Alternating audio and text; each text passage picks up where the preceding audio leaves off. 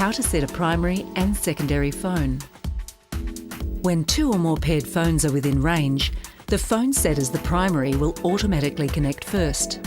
To set a phone as the primary connection, first ensure the phone is already paired and switched on. Next, tap Settings on the display and then select System. Select Phones to view all of the connections. Then select the information icon next to the desired phone. This shows you the phone settings menu. Finally, select the First to Connect option to set this phone as the primary phone connection. A secondary phone can also be enabled by using the same method but selecting Secondary Phone rather than First to Connect.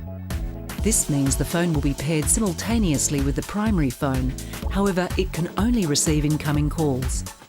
By default, the secondary phone will not have access to the address book or be able to make outgoing calls using hands-free.